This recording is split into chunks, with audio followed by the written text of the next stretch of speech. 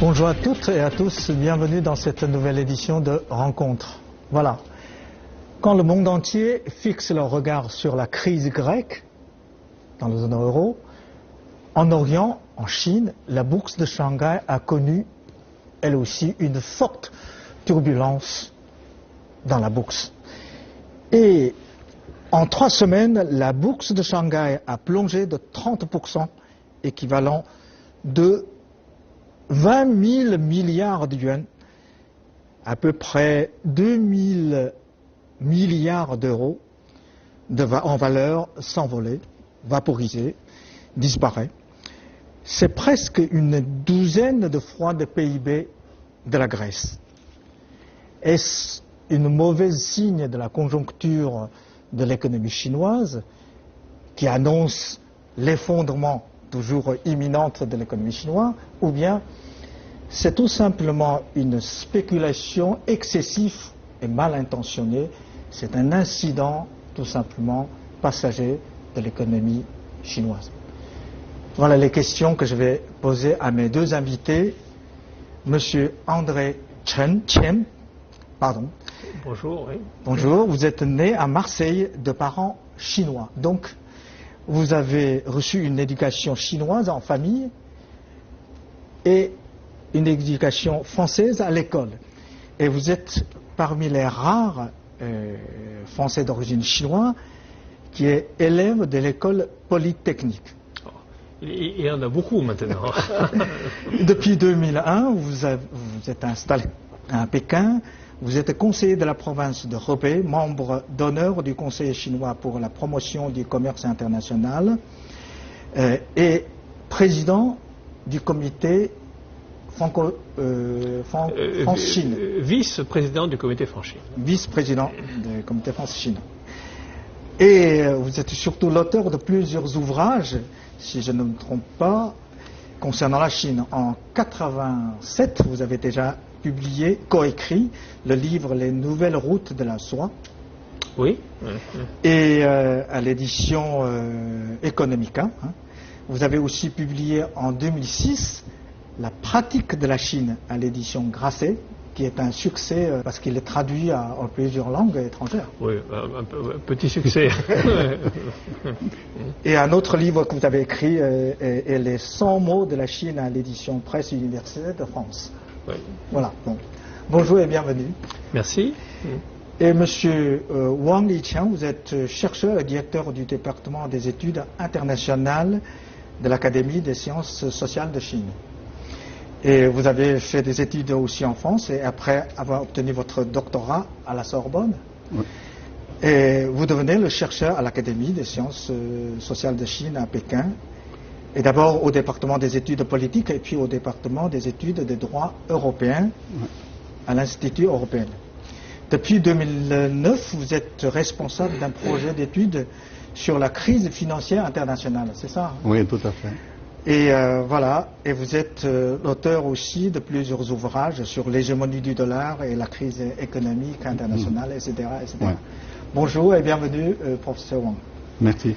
Bon, avant de commencer notre discussion sur la bourse de Shanghai, j'ai une toute simple, mais je pense cruciale question à vous poser tous les deux. Alors après cette crash peut-être, ou mini-crash, le terme utilisé par beaucoup d'observateurs étrangers de la bourse de Shanghai, comment voyez-vous l'économie chinoise? Est-ce que vous êtes toujours optimiste en l'avenir de ce pays du point de vue économique? Enfin, l'économie de Chine d'aujourd'hui et de demain, pour vous, c'est toujours plein soleil ou beaucoup de nuages? Je pense d'abord que l'économie chinoise est maintenant de plus en plus imbriquée avec l'économie mondiale. Oui. Donc on ne peut pas l'isoler complètement et par conséquent la conjoncture de l'économie chinoise va dépendre en partie de la conjoncture de l'économie mondiale. Et de ce point de vue-là, la situation a plutôt tendance à s'améliorer. Donc la crise grecque, même la crise dans la zone euro? Oui, la crise grecque quand on regarde ce qui se passe, on se rend compte qu'il y a de plus en plus une crise institutionnelle et je dirais même politique. Sur le plan économique, le sentiment qu'on a, et on n'a qu'à voir la tenue de la bourse en Europe, la crise grecque ne devrait pas avoir d'incidence économique extrêmement importante, surtout qu'elle semble en voie de solution. Donc je dirais que la conjoncture mondiale est une conjoncture qui ne se tient pas trop mal. Par ailleurs, la Chine est en train de développer de nouveaux moteurs pour pousser son économie, ce qui fait que globalement je suis plutôt optimiste. Et la Chine est toujours locomotive de la croissance mondiale ou ce n'est plus le cas, il est dans l'économie mondiale, alors il subit comme les autres la crise aussi? Je pense que la Chine est toujours une locomotive de l'économie mondiale. Alors ce n'est plus la seule et on voit que d'autres pays vont avoir une croissance sans doute qui va permettre de prendre un peu le relais. Les États-Unis, par exemple. Bon, on pense aussi, parmi les pays émergents, on pense à l'Inde, dont la croissance devrait être importante aussi. Mais il va dépasser, selon certains observateurs, il va dépasser la Chine. Alors, il va atteindre 8-9%. Alors, d'après certains observateurs, la croissance de l'économie indienne va dépasser la croissance de l'économie chinoise, mais il faut bien voir que l'économie indienne pèse moins du quart de l'économie chinoise. Donc même si sa vitesse global le global n'est quand même pas le même. Et vous êtes d'accord, professeur Wang? Oui. Enfin, d'abord, ma position est que je suis tout à fait optimiste. En ce qui concerne l'analyse de la conjoncture internationale, je partage totalement l'opinion de M. Tien. Comme l'économie chinoise a intégré dans le tissu industriel international, donc ça va, comment dire, parallèlement. Mais comme je l'ai dit tout à l'heure, la croissance mondiale n'est pas encore... n'est pas montée, évidemment, donc on en subit les conséquences aujourd'hui. Je voudrais tout simplement ajouter quelques chiffres pour montrer que, d'abord, il est important cette chute dans cette, comment dire, 30%, oui, 30%, c'est quelque chose. Mais comme la Chine est énorme, donc il y a toute une relativité. Cette relativité, moi je pense, se manifeste sur les 3 points suivants. Premier point, il faut comprendre qu'aujourd'hui, sur les deux marchés, sur les deux bourses chinois, on compte que 2600 à peu près, 2600 sociétés codées en bourse. 2600 codées en bourse. Qu'est-ce que ça représente? Je vous dis, à partir de cette année, par jour, il y a 11 000 nouvelles sociétés qui sont nées. Bien sûr, c'était petit. Hein? Ils sont cotés aux bourses aussi? Non. Ils sont nés, oui, d'accord. Oui, ils sont nés. Donc, dans les 6 premiers mois, nous avons 2 millions de sociétés, nouvelles sociétés qui sont nées, qui sont créées. Donc, je voulais parler de là tout simplement comment dire, pour voir la dimension. C'est-à-dire aujourd'hui, les sociétés codées en bourse, bien sûr, il y a très grandes sociétés nationales qui sont les piliers de l'économie chinoise, mais du grand nombre, quand même, c'est disproportionnel. Deuxième point, c'est comment dire, dans la réforme chinoise, le fait, malgré les spéculations, l'aspect spéculatif de la bourse, est que la Chine tient à ce que la bourse continue. C'est parce que nous voulons profiter de son aspect dans le financement direct des sociétés. Donc ça, pour nous, c'est un prêt de revient. D'accord. Donc, tous les deux, vous êtes optimistes pour l'avenir de l'économie chinoise. Bon, je crois que c'est, avant de commencer notre discussion sur la bourse de Shanghai, le crash de bourse de Shanghai, c'est une conclusion qui donne un ton très optimiste. C'est très bien. Bon, avant de continuer, je vous invite, et j'invite aussi nos téléspectateurs, de regarder ensemble un petit reportage pour repasser ces 3 mois, la bourse de Shanghai, comment il a monté jusqu'à 5000 points et il a chuté en 3 semaines à 3500. Voilà. En Chine, la situation du marché boursier est au cœur de toutes les conversations. Depuis mi-2014, des millions d'épargnants chinois avaient délaissé l'immobilier et s'étaient reportés sur une bourse alors en pleine euphorie. Mais ces dernières semaines, le marché des actions chinois a connu une grosse période de turbulence. Pour certains commentateurs, la bourse chinoise traverse actuellement une véritable période d'ajustement. Au deuxième trimestre, la croissance chinoise s'est stabilisée. D'après les chiffres économiques dévoilés par le Bureau national des statistiques, le PIB chinois a progressé de 7% sur les 6 premiers mois de 2015. Le taux d'inflation a légèrement varié ces derniers mois, passant de 1,5% en avril à 1,2% en juin. La première moitié de l'année a enregistré la création de plus de 718 000 nouveaux emplois urbains. La Chine a également connu une nouvelle accélération de la production industrielle en juin, avec une progression de 6,8% en glissement annuel contre 6,1% en mai. Selon de nombreux experts, ces chiffres entrent dans le cadre de la nouvelle norme d'une croissance ralentie prônée par le gouvernement de Beijing et qui devrait permettre le rééquilibrage de l'économie chinoise au profit de la consommation, des services et du secteur privé. Bon, voilà. En général, l'économie et la bourse vont toujours ensemble. Si l'économie va bien, la bourse monte. C'est l'inverse, la bourse baisse. Mais en Chine, apparemment, c'est l'inverse.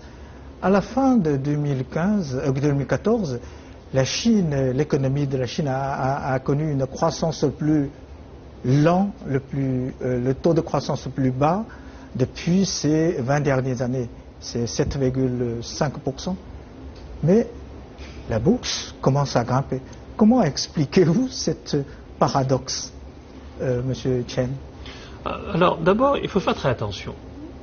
La corrélation entre la bourse et l'économie n'est pas une corrélation aussi mécanique que cela. Pourquoi? Tout simplement parce que la bourse est faite d'anticipation. C'est-à-dire que vous pouvez très bien avoir une économie qui paraît très bonne. Et la bourse commence à chuter. Mais la bourse peut commencer à baisser si la bourse estime que l'avenir va être moins bon. C'est ce qu'on appelle l'anticipation. Autrement dit, il arrive très souvent qu'il y ait des mouvements contraires entre la bourse et ce qu'on appelle l'économie réelle. Donc ça, c'est la première remarque que je voudrais faire, qui est une remarque générale et qui s'applique à toutes les bourses du monde. Bon. Maintenant, il existe en Chine un certain nombre de spécificités chinoises qui sont les suivantes. La première, c'est que la Chine est un pays dont les marchés financiers sont encore très neufs. Oui, moins de 20 ans. Et dans certains cas, même beaucoup moins que 20 ans. Bon. Donc, les gens n'ont pas encore une très grande habitude du fonctionnement des bourses. C'est également vrai des institutions. C'est-à-dire que la régulation, comme on dit, boursière, est aussi quelque chose qui a une histoire très récente. Il manque encore d'expérience. Donc, et qui n'a pas nécessairement l'expérience que l'on peut trouver dans d'autres pays plus mûrs. La deuxième caractéristique chinoise, qui est très particulière, c'est que la bourse chinoise est composée d'énormément de petits porteurs. C'est-à-dire que on distingue généralement ce qu'on appelle les institutionnels, c'est-à-dire les banques, les sociétés d'assurance, les fonds de retraite, donc, qui sont de grands acteurs, et vous avez ce qu'on appelle les petits porteurs, qui sont monsieur Zhang, les particuliers. Bon. Mais si on regarde la situation dans un pays comme la France, par exemple, on se rend compte que les institutionnels représentent la grande partie des acteurs. Ils représentent quelque chose de 70 à 80%. Donc des intervenants sur la bourse de Paris. 20% de petits porteurs. En Chine, c'est l'inverse. C'est l'inverse. En Chine, on a 80% de petits porteurs, et les institutionnels sont encore peu importants. Et la conséquence de cela, c'est qu'on peut assister à des variations beaucoup plus importantes.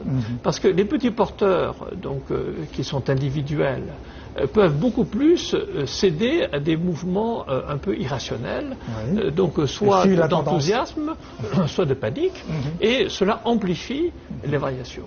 Parce que si on regarde par exemple la chute que vous avez évoquée, c'est-à-dire 30% en l'espace de 2 semaines, c'est évidemment extrêmement important, mais il faut constater que cette chute a été précédée par une montée également extrêmement importante. Oui, pendant...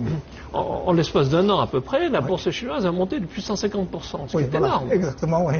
Donc on constate en Chine qu'il y a une amplification des mouvements de la bourse, dû notamment à ce qu'on peut appeler un manque de maturité des marchés financiers chinois. Et vous avez dit tout à l'heure que la bourse peut précéder quand il a senti que l'économie ne va pas, il commence à baisser, et cette fois-ci, comme vous l'avez dit, c'est à cause des petits porteurs qui ne connaissent pas peut-être l'économie réelle du pays, qui suit la tendance, et ça a causé la chute vertigineuse. Alors, à mon avis, attention, j'ai parlé tout à l'heure d'anticipation.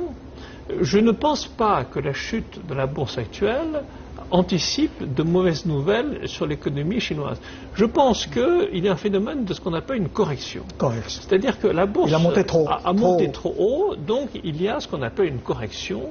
Et là, ce n'est pas un phénomène qui prédit nécessairement une chute de l'économie chinoise. Ce sont deux choses qui sont différentes. Oui, seulement cette correction est trop brutale. À mon avis, cette discordance doit être expliquée également par la part que la bourse occupe dans le financement des sociétés. Parce que ça, c'est, vous savez, la plupart des sociétés aujourd'hui prend l'argent encore par la voie bancaire, par les emprunts. Sur la bourse, j'ai un chiffre, ça représente cette année, il y a déjà une augmentation. Cette année, ça représente 2,6%. 2,6%. Et l'année dernière, c'est 1,3%. C'est la part de l'argent que les sociétés prennent directement sur la bourse. Donc, vu 1 ou 2%, c'est vraiment très peu. Donc, à mon avis, ça c'est également une raison avec laquelle ça explique pourquoi il y a cette discordance. Je veux dire, qui ne reflète pas totalement la santé. Même, elle est bonne, mais qui ne représente pas la santé. Mais certains observateurs ont repassé tout ce qui s'est passé. Alors ils nous disent, quand la bourse chinoise a commencé à grimper, il y a plusieurs raisons. L'une des raisons, c'est que le gouvernement chinois a décidé de laisser la porte ouverte pour les fonds étrangers puissent venir directement dans la bourse de Shanghai, et les fonds chinois peuvent aller jusqu'à Hong Kong. Alors, ceci dit, il y a des gens qui analysent disant que en fait cette crash c'est parce qu'il y a des fonds spéculateurs qui viennent de l'étranger. C'est une guerre financière, une guerre de monnaie. Et qu'en pensez-vous de cette sorte de complotiste? Moi, je n'aime pas beaucoup les théories du complot. Alors, je crois qu'il y a une enquête en cours pour savoir s'il y a des malversations. Bon, donc je n'ai pas. Le gouvernement a envoyé déjà le vice-ministre de la Sécurité pour enquêter. On va le laisser enquêter, on verra ce qu'il va trouver. Mais je pense que même s'il y a un complot, cela ne peut fonctionner que si les conditions sont réunies. Et la condition essentielle, et qui a pu provoquer ce crash, c'est ce que je disais tout à l'heure, ça a été la montée trop rapide de la bourse. Trop rapide, trop haut. Bon. Et cette montée trop rapide de la bourse qui a été en partie encouragée par le gouvernement chinois. Pourquoi ce gouvernement chinois l'a encouragé? Eh bien, c'est exactement pour la raison qu'a indiqué le professeur Wang tout à l'heure, c'est-à-dire qu'actuellement, le financement par la bourse en Chine est trop faible. Donc, il fallait augmenter la part que la bourse a dans le financement de l'économie, et ça, c'est quelque chose de sain. Donc on ne peut pas blâmer, on ne peut pas critiquer ce phénomène, et c'est un phénomène qui doit continuer. Le problème qui se pose, c'est, comme je le disais tout à l'heure, c'est le nombre extrêmement important de petits porteurs qu'il y a en Chine, et le fait que ces petits porteurs se sont enthousiasmés trop vite, et par conséquent la bourse a monté trop vite. Et ça, c'est quelque chose qui est très difficile à maîtriser.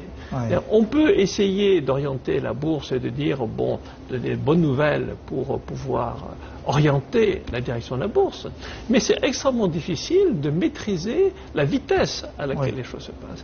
Et là, la vitesse a été trop forte, et par conséquent, ça a pu certainement donner une occasion pour des fonds spéculatifs de gagner de l'argent en jouant effectivement contre la bourse chinoise. Mais encore une fois, tout ceci est dû en grande partie au manque de maturité de la bourse chinoise et sur des accidents qui peuvent arriver. Je signalerai d'ailleurs qu'il y a déjà un accident en Chine. En 2007, il y a eu déjà une chute extrêmement importante de la bourse chinoise, qui a été beaucoup plus importante en réalité que celle qu'on connaît maintenant. Donc, ce sont des mécanismes qui existent et auxquels il ne faut pas prêter trop de... Enfin, il ne faut pas trop s'inquiéter de cela. Alors, trop d'explications. Donc, il ne faut pas déduire de la chute de la bourse que l'économie chinoise va se porter nécessairement très mal. Mais il ne faudrait pas faire non plus l'erreur inverse. C'est-à-dire, il ne faut pas dire, attention, l'économie chinoise se porte très bien et les variations de la bourse sont complètement indépendantes. Donc, est-ce que l'économie chinoise se porte bien ou pas? C'est une question différente et c'est une question à laquelle il n'est pas non plus extrêmement facile de donner une réponse simple. Je disais tout à l'heure que je suis globalement optimiste, mais ceci dit, il faut faire quand même très attention parce qu'il est vrai que les conditions actuelles de l'économie chinoise sont beaucoup plus difficiles qu'elles ne l'étaient les années précédentes. Oui. Bon, même le Premier ministre avait annoncé que maintenir le taux de croissance de 7%, il est optimiste, mais il faut faire beaucoup d'efforts. Tout à fait. Moi, je comprends très bien comment dire, pourquoi il y a dans la masse média, on parle beaucoup de cette guerre monétaire.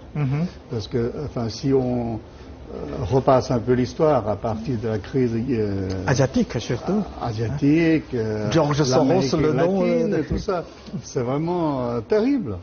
Donc, si dans la masse média on fait ce genre d'écho, je pense que c'est tout à fait normal, parce que une crise, ça suffit pour...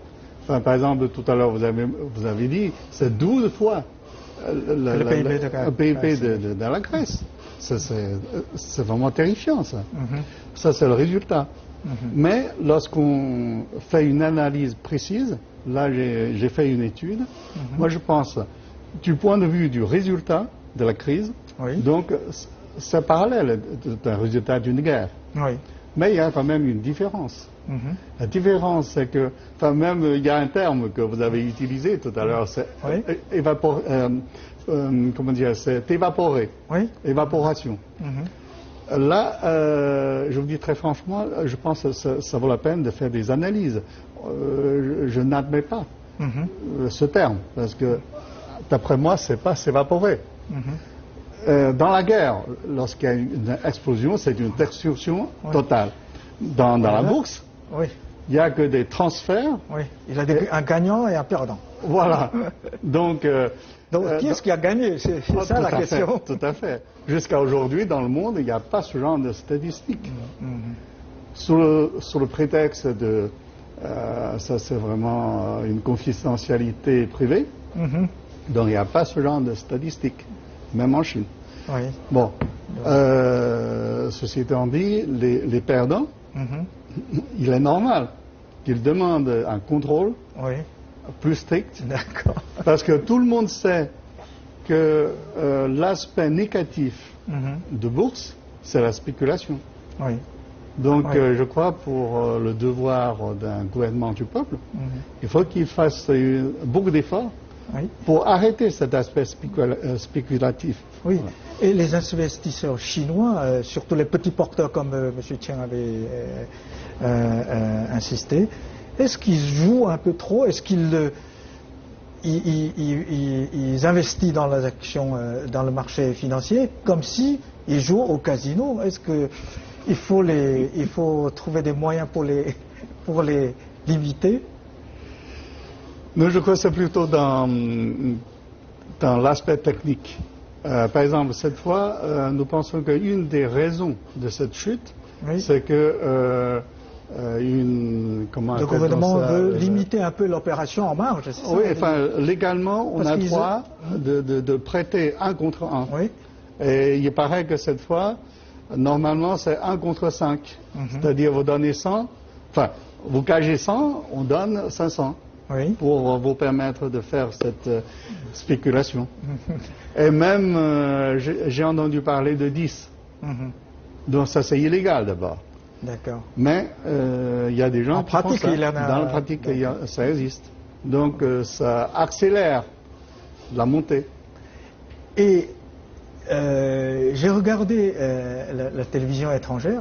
Et beaucoup de gens s'amusent en annonçant que en Chine, les actionnaires, le nombre d'actionnaires dépasse le nombre de membres de partis communistes.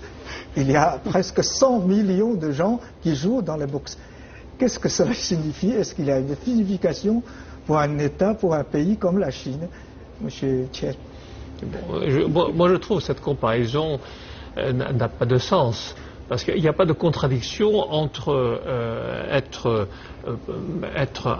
un porteur, être un actionnaire et mettre de l'argent en bourse et être membre du Parti communiste. Il n'y a pas de contradiction entre les deux.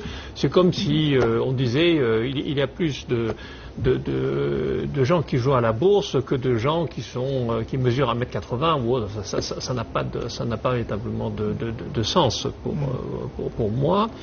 Donc il ne faut pas opposer les deux. Encore une fois, il ne faut pas opposer le côté technique au côté politique. Donc être membre du Parti communiste, c'est une décision politique, mais ça n'empêche pas les gens de pouvoir faire le métier qu'ils veulent, ou avoir la religion qu'ils veulent. Donc il n'y a pas pour moi de comparaison, ça n'a pas de sens d'indiquer ces chiffres. Bon, c'est presque la fin de notre émission, alors je voulais, comme tous les actionnaires, vous poser une question. Pour vous, tous les deux, réponse simple, la bourse de Chine va monter ou descendre? À la longue, ça va monter. Ça va monter, à la longue, ça va monter, et vous? Ah oui, donc moi je pense aussi que sur le long terme cela va monter, mais il faut faire attention au long terme parce que je vous rappelle ce que disait le grand économiste Keynes, à long terme nous sommes tous morts. Oui, d'accord. Bon, il faut bien profiter maintenant, ici et maintenant. Bon, merci beaucoup pour tous les deux, merci pour votre analyse et surtout. Et c'est pas facile. La bourse de Shanghai et Shenzhen connaît une période instable, difficile à prévoir, mais vous avez donné le ton. À la longue, ça va monter. Merci beaucoup à tous les deux. Et merci aussi pour nos chers téléspectateurs. Merci pour votre fidélité et à la prochaine.